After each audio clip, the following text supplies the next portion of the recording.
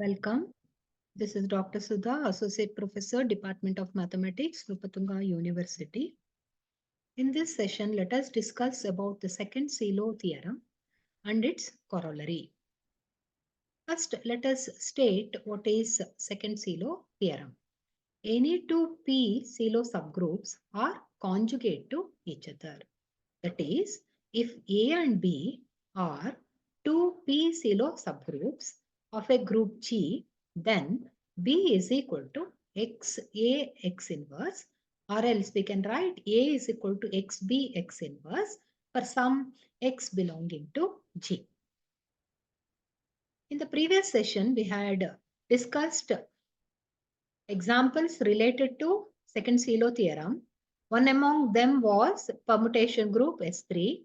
It had two Sylow subgroups, and we saw that all three of them were conjugate to each other.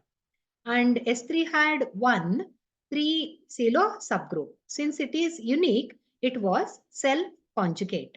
Now, let us prove this second Sylow theorem. Let A and B be two P Sylow subgroups of order P to the power of M, where P is a prime. Order of A will be equal to P to the power of M, and order of B is equal to P to the power of M, with P to the power of M plus 1 doesn't divide order of G. Now we need to show that A is equal to XB X inverse for some X in G. Let us prove by contradiction method. That is, let us assume that A is not equal to XB X inverse. Now these two sets are not equal. Let us consider the intersection. So this intersection set will be contained in set A. And if we consider the order of A intersection XB X inverse, it will be strictly less than order of A because it is a proper subset. And we have assumed that order of A is equal to P to the power of M. Since order of A intersection XB X inverse is less than P to the power of M and P is a prime here, so we can assume that order of A intersection XB X inverse is equal to P to the power of K, where K is strictly less than M. And in the previous session, we had discussed about the order of double coset AXB is equal to order of A into order of B divided by order of A intersection XB X inverse. Since we have this expression, now if we substitute the orders here, we get P to the power of M into P to the power of M divided by P to the power of K, which in turn gives us P to the power of 2M minus K. Therefore, order of double coset AXB is P to the power of 2M minus K. But we have assumed that K is less than M. Since K is less than M, M minus K is greater than 0. So this can be written as M minus K greater than or equal to 1. Add M on both sides. We get M plus M, that is 2M, minus K greater than M plus 1. So now let us consider P to the power of 2M minus K. Since 2M minus K is greater than M plus 1, P to the power of 2M minus K will be greater than or equal to P to the power of M plus 1.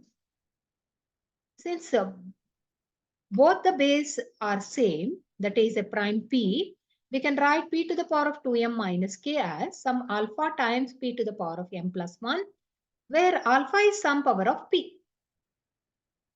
From this equation, we can say that P to the power of M plus 1 divides P to the power of 2M minus K. But P to the power of 2M minus K, we have seen that it is nothing but order of the double coset AXB. So let us decompose G into double cosets of AXB. So we can write G as union of all double cosets AXB where X belongs to G. Therefore, order of G will be equal to summation order of AXB where X belongs to G.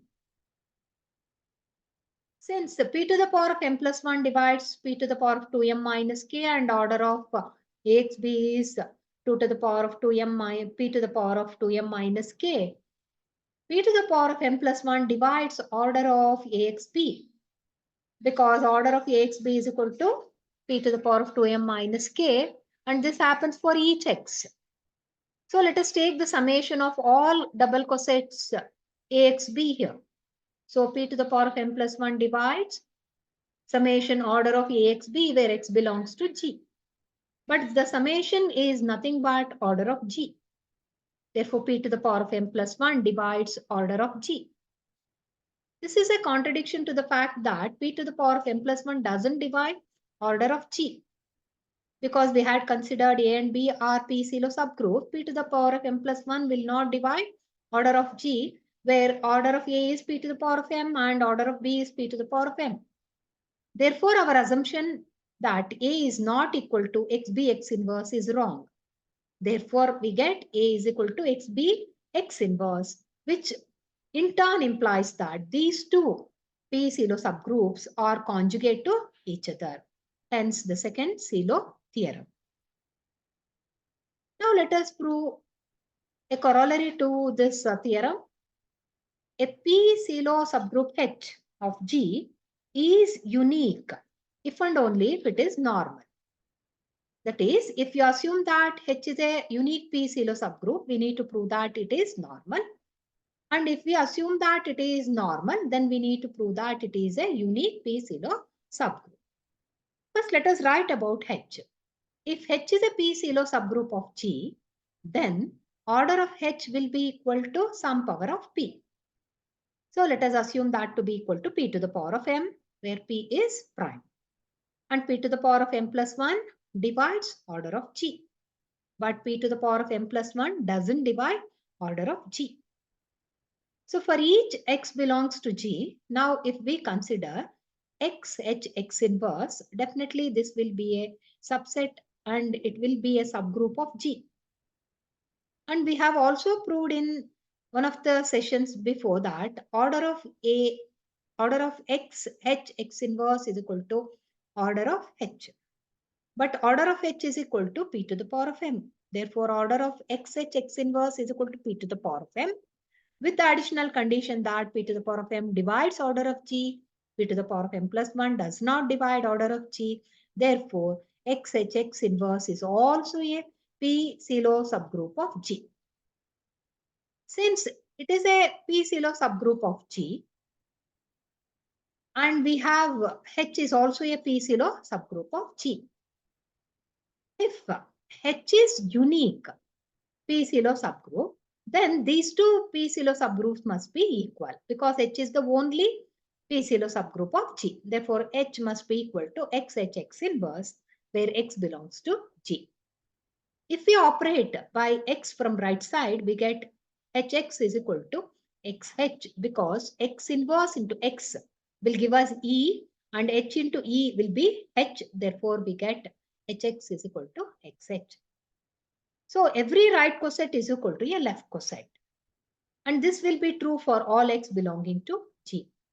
Therefore, H becomes normal. Since H is normal in G, we can say that whenever H is unique P Sylow subgroup, it is a normal subgroup of G. Now we need to prove the converse. That is, if we assume that H is normal, then we need to prove that H is unique.